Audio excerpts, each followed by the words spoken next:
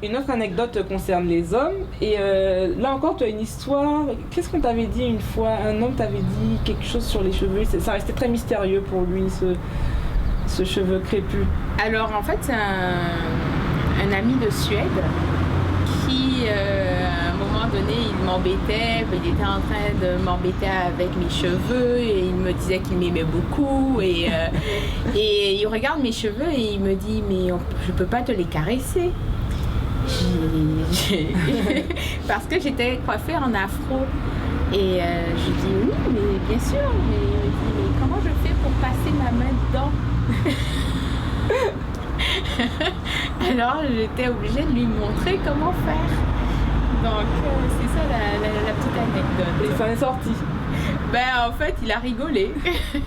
Et en fait c'est intéressant parce qu'il y a beaucoup de femmes qui n'osent pas avoir les cheveux naturels, enfin revenir aux cheveux naturels, parce qu'elles se disent que leur compagnon, leur mari ne va pas apprécier. Et donc moi j'ai fait ma petite enquête, j'ai posé des questions à des copines qui ont les cheveux naturels, copines, cousines.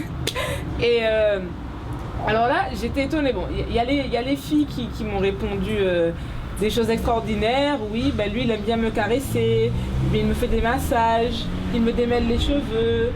Il y a eu des éléments comme ça, mais c'est les réponses des hommes qui m'ont le plus surprise parce que eux, ils sont romantiques. Il y en a un, je vais prendre ma liste de réponses parce que c'est assez marrant. Il y en a un qui me dit j'aime les mains dedans, le tirage de cheveux, le massage du cuir chevelu. Et il y en a un qui m'a dit toujours caresser le crâne de ma chérie. Wow. Ouais. Il y en a un qui m'a dit je commence par caresser les cheveux. Puis mes doigts pénètrent en douceur, caressent le cuir chevelu pour enfin gentiment tournoyer une mèche jusqu'à la pointe. Et je tourne en boucle de mes 10 doigts. Son compagne a les cheveux crépus, hein. C'est pas parce qu'il y en a qui vont se dire ah oui mais sa compagne a les cheveux frisés, bouclés, longs. Non, cheveux crépus. Et voilà. Donc moi j'ai eu des réponses, oui, donc il aime jouer avec, faire des massages. Il me fait des nattes. Il y en a il joue à la poupée. Il y a une qui a dit oui, on aurait dit qu'il aime jouer à la poupée, il veut me coiffer, mais des fois il me fait mon shampoing avec un démêlage. Mon compagnon est admiratif de ma chevelure et passe sa main dans mes cheveux. Et c'est une femme noire aux cheveux crépus et son compagnon c'est un homme blanc. Donc comme quoi, faut pas que les femmes se disent parce que mon compagnon est blanc, il va pas apprécier. Il va pas apprécier. Donc il faut qu'on arrête de se dire que c'est un cheveu qui n'est pas bon, qu'on ne peut pas toucher, qui est intouchable. Voilà. Qui n'est bon qu'à faire la vaisselle, c'est du Gex. D'ailleurs, on devrait essayer de voir si ça récure. À mon avis, notre cheveu ne pourrait pas récurer une casserole. Non, je ne pense pas. Mais il y a des femmes qui pensent ça, par contre, qui pensent ça de leurs cheveux, malheureusement. Il y en a.